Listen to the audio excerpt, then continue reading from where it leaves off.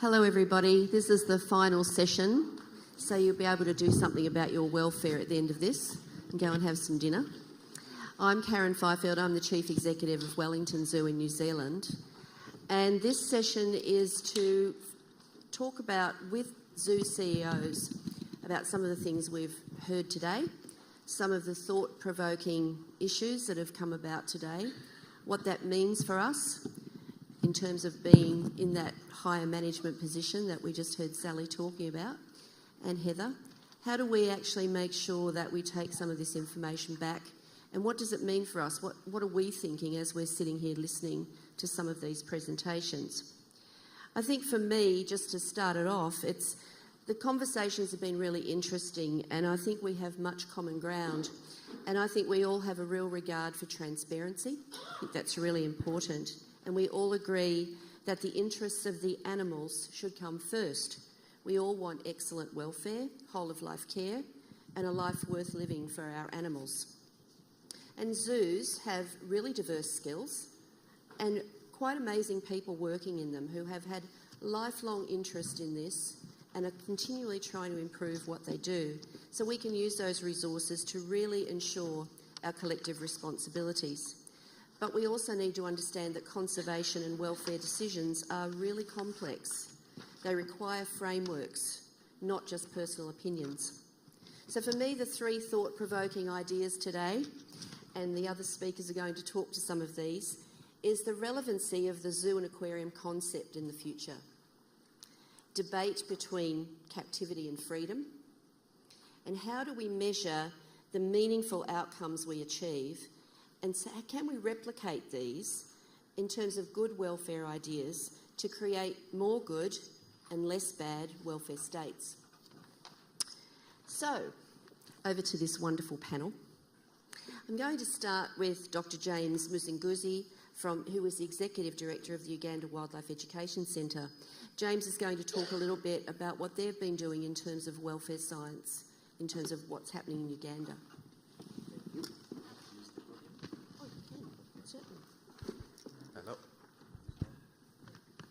Hello, can you hear me? Yes. Thank you very much, Karen. Can you hear me? Yes. Okay. Thank you very much for the opportunity. I'm glad to be here. I come from Uganda, the Pearl of Africa, which I challenge you to visit. It's an opportunity that I came all the way from Uganda to come here. Thanks to Ron and Stephanie for the great organization. I would like to share some of the experiences that we have undertaken in my country.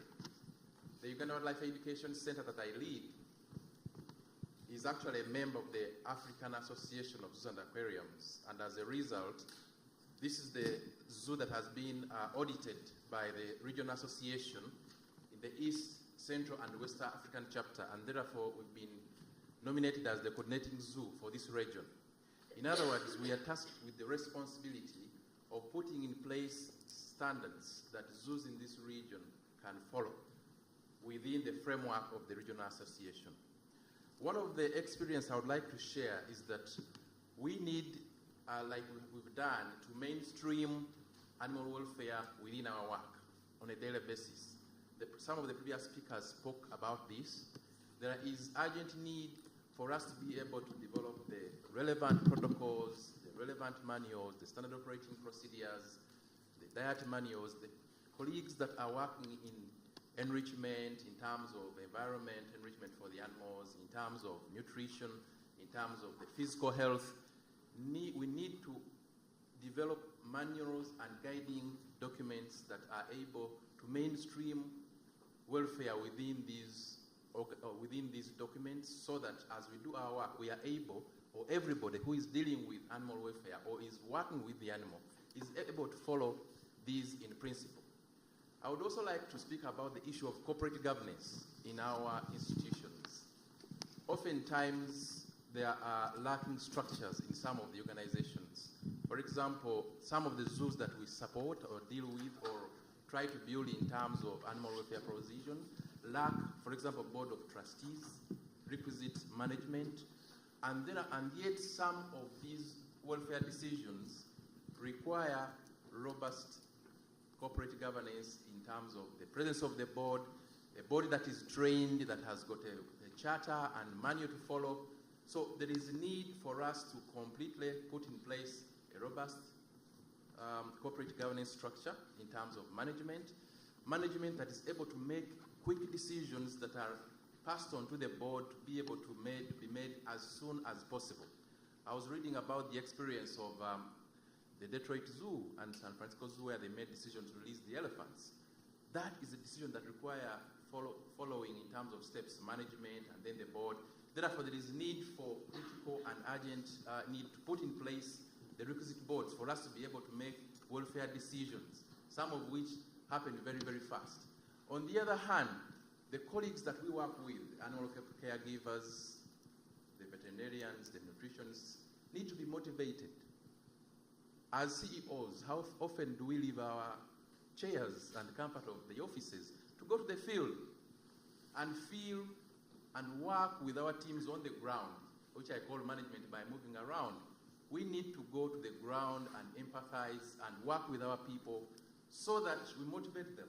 They need to understand and appreciate that we are part of the welfare that we are talking about by experiencing it, by showing it to them, and that will motivate them for them to be able to carry out this animal welfare.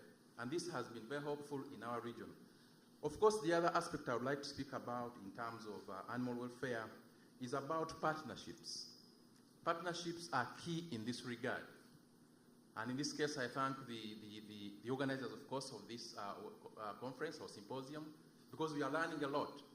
The African Zoo Association, the regional association, has been very helpful in terms of bringing up my institution and the zoos in the region, in terms of capacity building, in terms of training.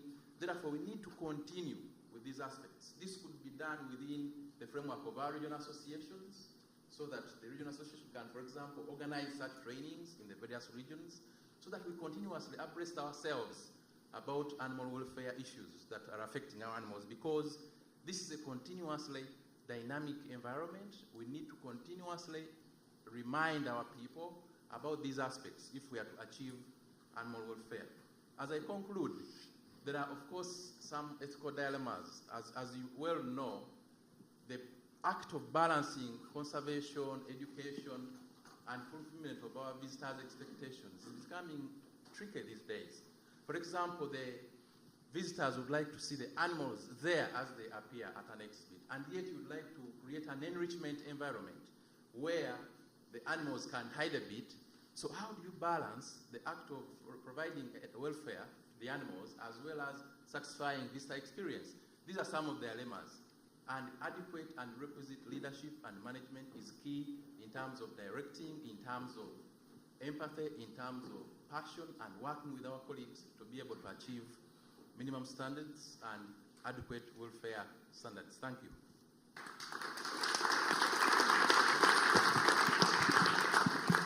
Thank you, James. We'll now hear from Professor Manfred Nikisch, who is the Director of Zoo Frankfurt.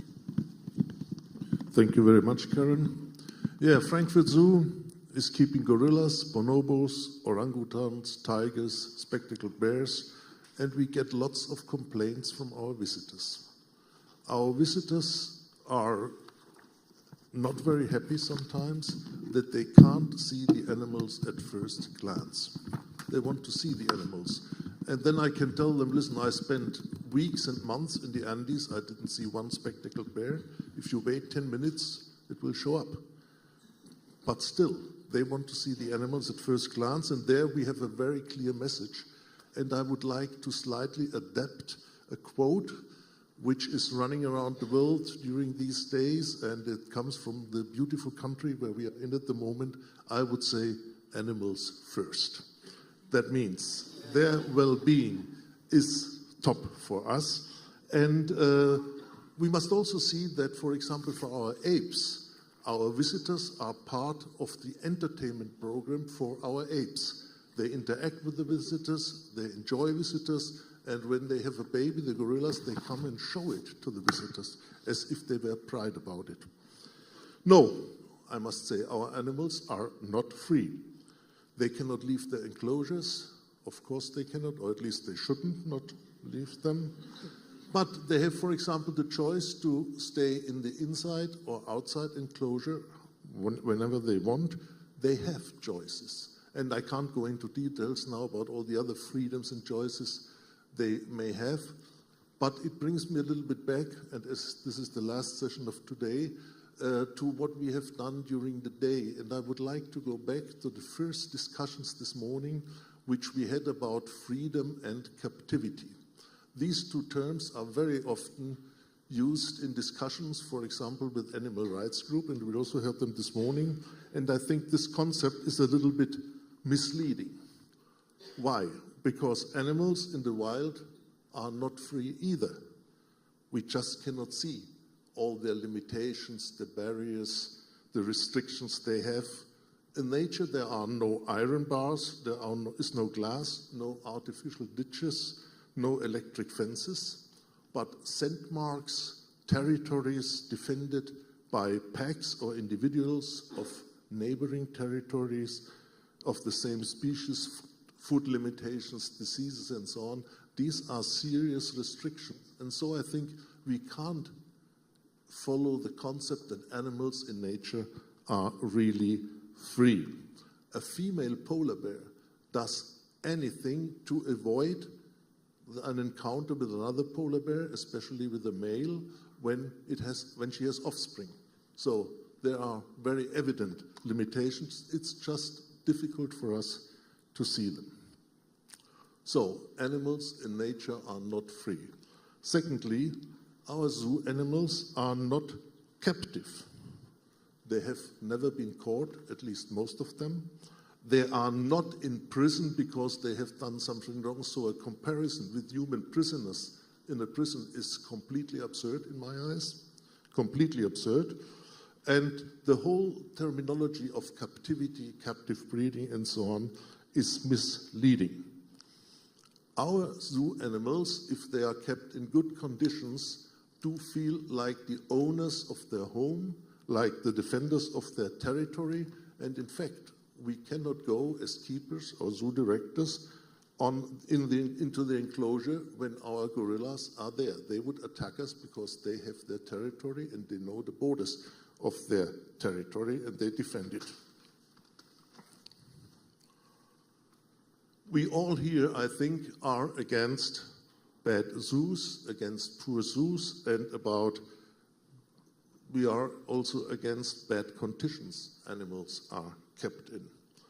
But what I find rather disturbing is that those zoos, the bad zoos, are not here. They are not interested in our discussion. They have different motivation. We can't reach them. And I think this is really a challenge because poor zoos are the worst enemy of good zoos, at least as they don't want to change. And in the World Association of Zoo and Aquariums, we have lots of discussion how to reach them and how to help them improve, or how to make sure that they are not confused with our good zoos. I think that's an important thought. And this meeting here, as you all know, is organized by the Detroit Zoological Society and WASA. And WASA members are trying hard. I don't say that we are there already, but we are working hard that all members of WASA have the highest standards in welfare and conservation. And when you come to such a conference, you have expectations. You think, why am I going? What do I expect from this conference? My expectation is that we will come to conclusions how we can best keep our animals, how we can make sure that they are really happy in the best sense. And yes, there are still problems, how to measure this, how to find this out. We just heard it in the round before this one. But we must learn more, and we can learn more, and we are getting better, I think. And yes, there are ethical issues we have to discuss and possibly to solve. But when we discuss it in this rather strange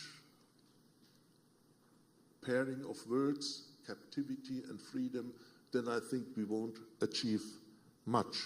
What we must do together is, I think, transform all our zoos at least those who are scientifically led and organized into centers of conservation and welfare. And what I heard today, I must say, was really impressive. I've already learned a lot, and we have 2 more days to learn, and that's wonderful. Thank you.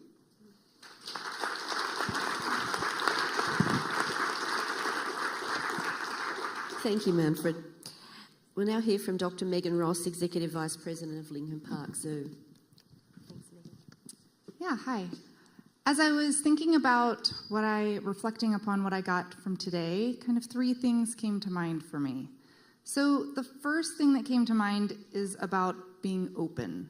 I think being in this environment and sitting here today and listening to all the diverse ideas and opinions and perspectives is so healthy and so great, and it really opens your eyes into thinking about things in a different way than maybe you hadn't before. And I think that openness also as a leader at my institution is important for me to set the stage for my staff as far as that they can be open to express different ideas and opinions and thoughts, and that they should be discussed in an appropriate manner, and that we have all sorts of ways that we're all trying to address the same things, that we're trying to ensure that our animals are not just having good welfare, but that they are thriving. That is the ultimate goal that we are all focused on, and I think that we have so many commonalities as we start discussing that, be it with an animal rights individual or someone in any other organization. And so I think it's really exciting that we're all here today to talk about those things and to get those conversations started. The second thing that really struck me is that I'm a Terry Maple graduate student, proud Terry Maple graduate student, so it's not surprising that I am a big champion of the empirical zoo, and we at Lincoln Park Zoo have really worked hard to figure out how we can collect data and how we can really evaluate that data as far as what is it telling us and what does that mean for that individual animal. We're not in that individual animal's brain, so we do not know what their experience is, and we're really trying to figure out how we can better understand that perspective. But we're not going to be able to understand that perspective unless we actually look at it critically from all sorts of different methodologies and evaluate what they are telling us. And so I think that's something that's really important. I really can't stress enough how important I think it is that leadership embrace the idea that science is important in our organizations and that we really need to be collecting data and utilizing it. And then my third thought is that we talk a lot about standards of care. Standards of care comes up a lot about creating these standards of care and guidelines, and I think they're critical. I agree that those are incredibly important, and they really frame the backbone for what we should be doing. But since we know that animal welfare is individual-based, we also need to create tools and ways that we can evaluate an individual and that we can get that information quickly to managers so that they can address when there are changes in that specific individual that need to be addressed. So maybe it's that they're not thriving as well as we want them to, or maybe it's that they're somehow having some sort of social angst that is causing them some sort of suffering. Both are equally important for us to be able to better understand and evaluate quickly so that we can address it in a timely manner. And so those were the 3 things that really came to mind for me, and I think as leaders in the zoo and aquarium world, it's really important that those things stay top of mind and really trickle down through the entire staff.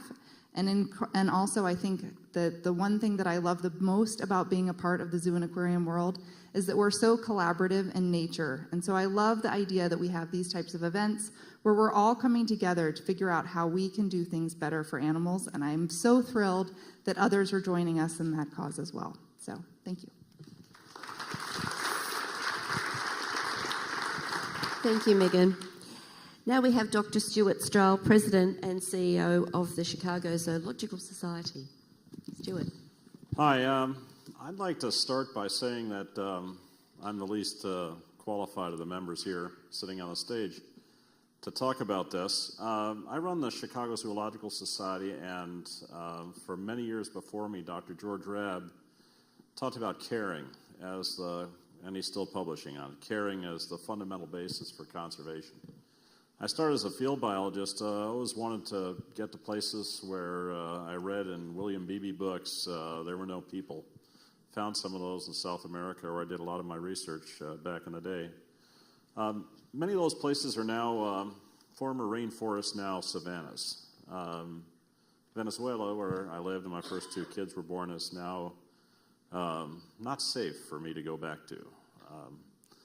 But you know, when you start from a place like that and you're looking at how you get conservation done, find out quickly it's not just about declaring a park and reserve and finding a little bit of money. It's about keeping the people around the park excited about it and bought into it, and also to not eat the animals there. So fundamentally, animal welfare in the wild is not getting eaten. Fastest disappearing large animal in Africa is the giraffe, because it's getting eaten. A lot fewer of them than elephants out there. So for me, the portal to nature was always the zoo. When I was a little kid, the Central Park Zoo, which was an animal jail that was basically run by felons, but we won't go there. Poster child for what some people call zoos now. So when I started, I went through Everglades restoration and everything, the common theme is if people don't care about it, they're not going to care for it. And internationally, I think we've proven that people are caring less and less about and understand less and less about their role in caring for. So the things I've learned today are myriad. I really appreciate the WASA's stance on animal care and welfare, the checklists and various other things, what the Taronga Zoo has done and others, and frankly what Ron and his staff have done here at Detroit. We have a thing like empirical, right? We have a part of the zoo at Brookfield that's always been about animal care and welfare and animal well-being. And many of the things we've been talking about today are things we struggle with, and we try to put as best a foot forward as possible in terms of measuring whatever we can, even the intangibles, and moving forward. We'll have our 3rd international symposium on the science of animal welfare this fall. But Ron and Scott came to visit me, and I think it was then Patty, about what we wanted to do with zoo animal or science of animal welfare. They quickly chose the seesaw with a Z, and we were left with seesaw with S. But I think the two things have to go together. The part about the science is critical. The bigger part, though, is about the connection between people and animals, because people have a natural affinity for animals. My dog has a natural affinity for me, probably because he gets treats and can lick my plate after dinner. So I'm never sure whether he's greeting me because he wants to get my plate later or because he really likes me. But we have an affinity for animals. The number one animal that people come to Brookfield Zoo to see is, come on, somebody. Bears. It's the number one thing they just saw and the number one thing they came to see, even when they were in those horrible cement enclosures. So I know I'm running out of time, but I will say we are talking between the animal protection organizations and the zoological organizations. We are talking about how we better understand each other, and we have to get over a number of hurdles. I've never learned much from people who agree with me, so I'm happy to have learned a lot today. But we have to get over the issue about, and I think it's best described as the hubris born of success, as Jim Collins would say.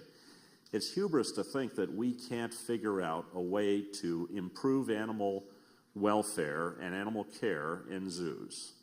Just because we have 185 million people going through accredited AZA institutions doesn't mean we're always going to have that, nor will we have that as people get more and more in tune with the animal welfare and the animal protection information.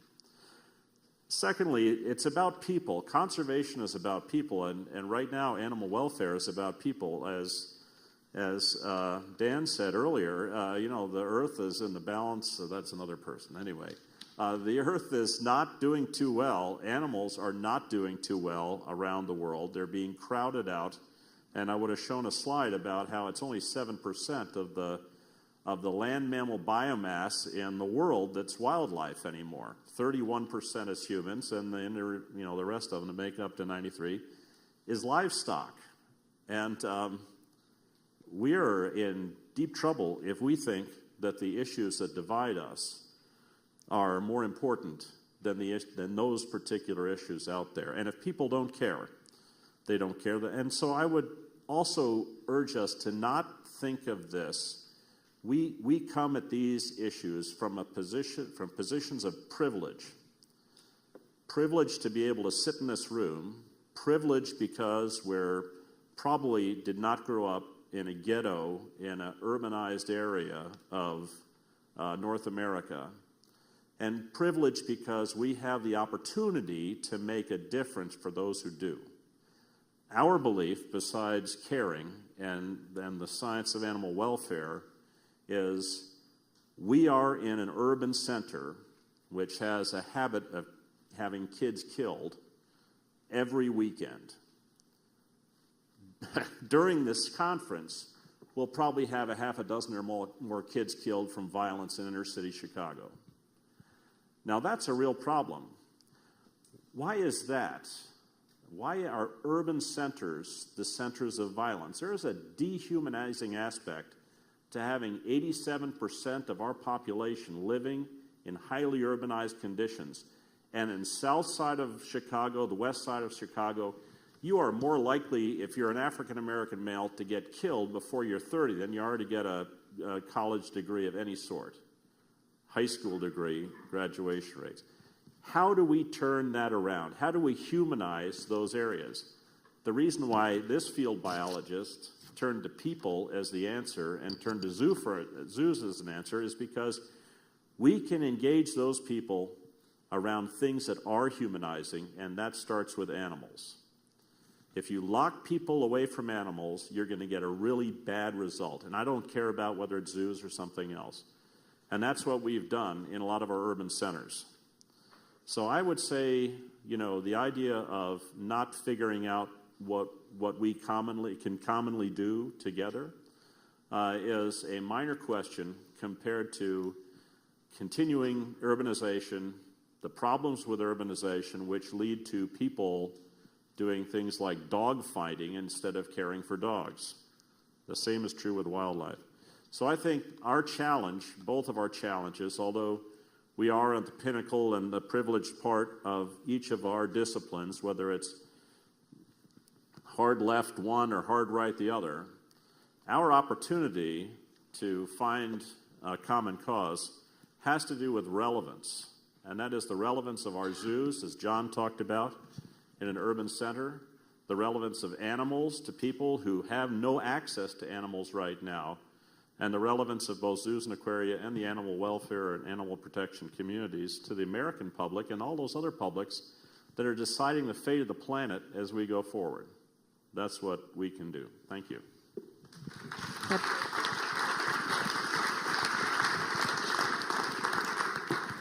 Do we have any questions?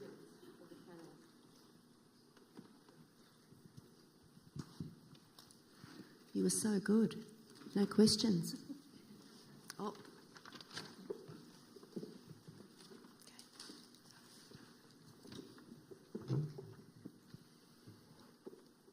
Do you guys think it's possible to include a small amount of keeper time dedicated to daily behavioural observations for welfare assessments in your zoos? Is that keeper time? Keeper time, yeah.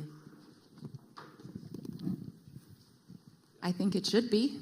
Yeah. I think it has to be. We do. Yeah, we do. We have for a couple of decades. How about you? A couple of decades.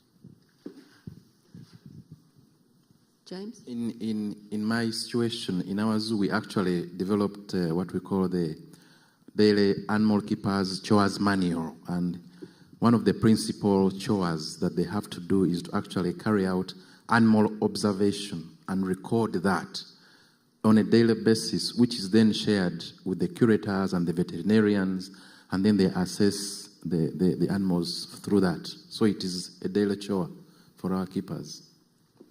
Yeah, and we had not enough time years ago to do that, but we said, okay, if the keepers don't have enough time to do that, what can we do to give them the time, and what can we do to make them save time on other things? Because this is absolutely key.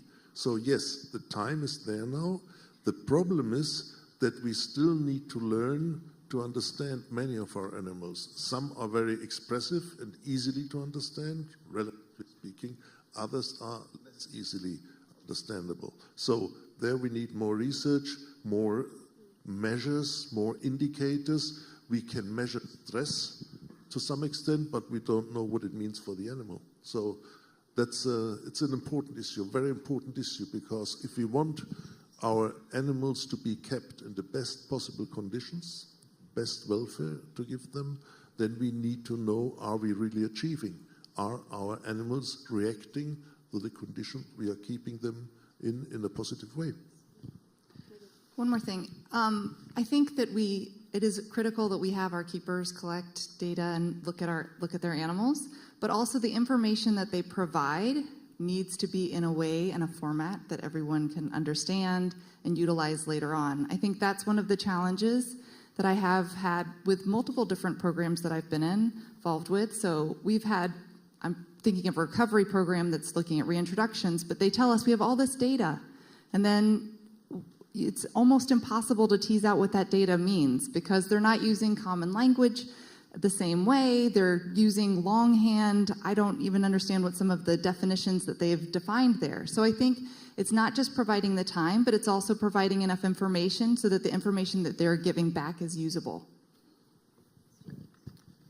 When I arrived at Brookfield Zoo, I got to spend 3 months going around and working with every work group and having lunch with them, throwing out their supervisors, and hearing what they had to say. And the keepers at Brookfield Zoo were doing so much data collection and so much poop collection for Nadia's lab somewhere around here, behavioral endocrinology and other things, that what they really wanted to do was talk to the public about their animals and how they care for them.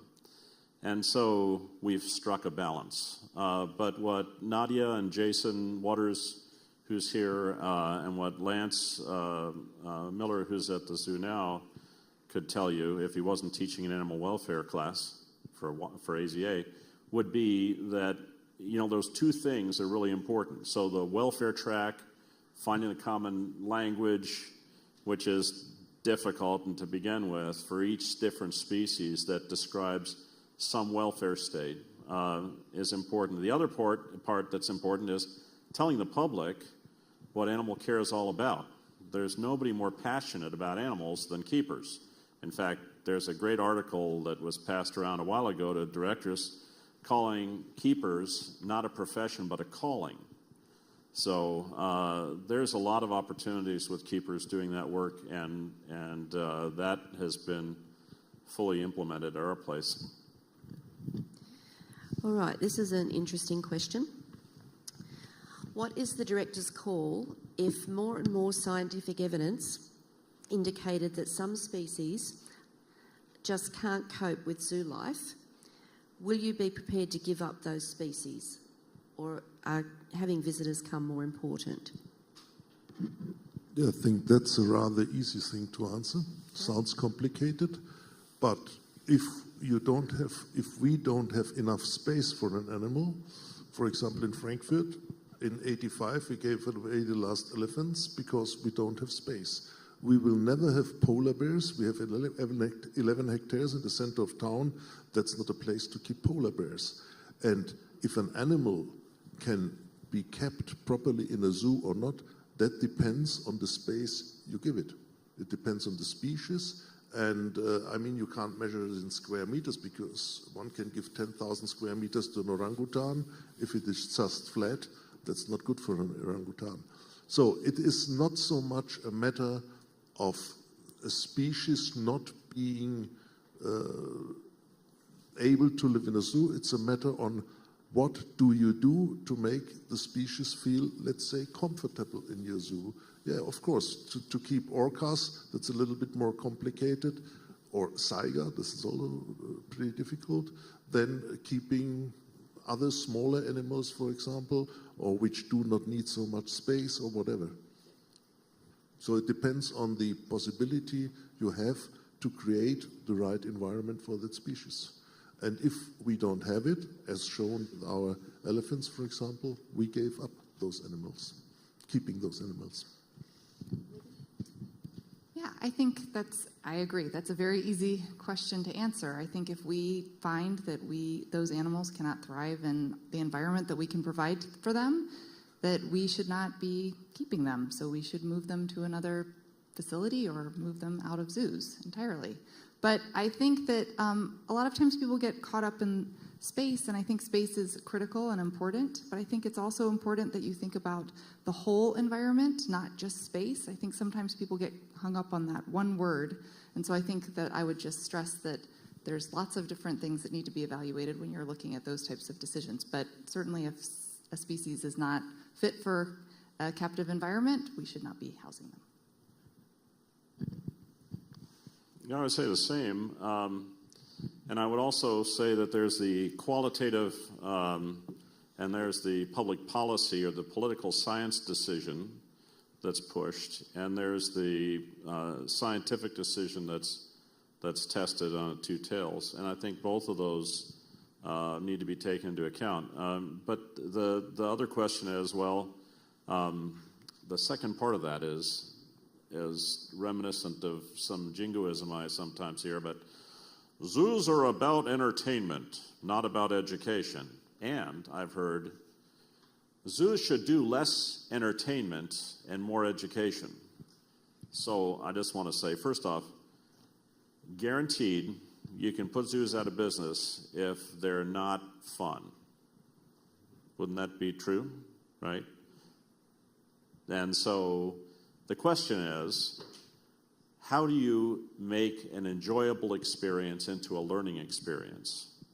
At our place, we measure pre and post visits. That's how we know how bears are number one. Big things can eat, you're number two. Anyway, because bears don't generally eat you. But anyway, so the second is you see animals. You're having a good time, you see animals. That's good. Animals that are active, that's better. And animals that are in a perceived good welfare state is what we ask after that. That question determines whether or not there's a portal in people's minds to learn something new. We have those questions, and we judge those.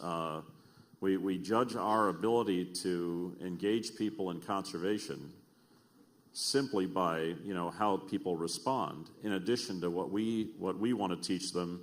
And what we want to get them engaged and to make a difference. And they give more, and they make a bigger difference, and they have an opportunity to learn something new, and they have measurable change in their behavior, which are published in peer-reviewed journals that result from that. So that's what we're about. But yes, if there's an animal that is absolutely should not be under professional care, then, and it's demonstrated, then that's fine, but people said that about condors long ago. Big debates. Should the California condor be brought into captivity and bred? Or the vaquita, which is an elephant in the room? Should that happen? Or should it die with dignity? Oh, I'm a conservationist. I don't believe anything I don't think there's dignification in extinction. I'm with Dan on that. And so those are big, tough decisions, though, and they're moral decisions, and they're decisions that people are going to disagree on. But that's a good question. Maybe I can talk a little bit about some of our experiences. What we do, we partner with the Uganda Wildlife Authority, which is the overall wildlife authority in the country. So some of these animals, we release them back into the wild, but work with Uganda Wildlife Authority to do monitoring. However, there are some which are released and either have lost a leg or an arm. So we would keep such an animal off display, but continue providing the care behind the scenes. Yeah. Okay. I think It's very interesting, all the things you've been saying, and it's been a fascinating day. So thank you to Ron and to Stephanie and your team. It's been really fantastic. I do think that we are all very passionate about this, and I just want to leave you with a story about the magic that Stuart talks about and the responsibility we have to actually look after our animals well, because we have a responsibility to the people who come into our facilities. I went to Vancouver Aquarium on my way here, visiting my nephew, and his 3-year-old daughter was very excited to tell me, with her princess crown on her head, that we were going to the aquarium, and it was her aquarium, and she proceeded to take me all around, and she took me to the animal rescue area, and she got all dressed up and pretended she was a vet. And I watched that, and I thought, you know, we are so privileged to be able to see the magic in these kids' faces, and to build the respect for animals that they can get by visiting our zoos and our aquariums. So enjoy your dinner, and I'm sure we'll have a wonderful day tomorrow as well. Thank you.